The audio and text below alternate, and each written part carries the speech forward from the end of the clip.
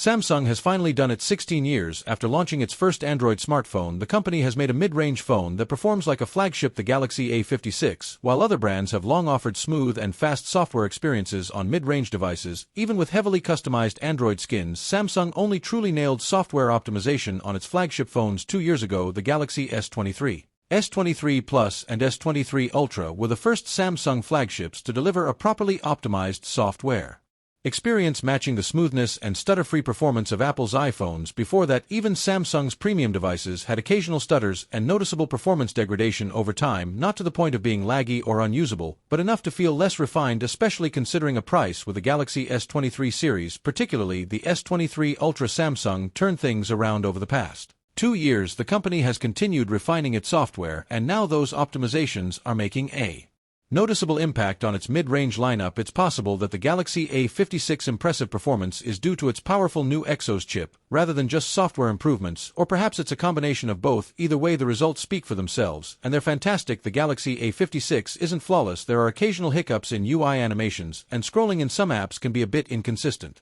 However, these issues are infrequent. More often than not, I forget I'm using a mid-range Samsung phone. A remarkable feat, considering I switched to the A56 from the S25 Ultra. Gaming performance is excellent thanks in part to the A56 large vapor changer cooling system, which matches the size of the one in the Galaxy S24 Plus. Even after half an hour of playing Call of Duty and taking down zombies, the device barely got warm. That said, thermal management was already quite good on last year's Galaxy A55. Samsung has also highlighted improvements in camera shutter lag and lens switching speed.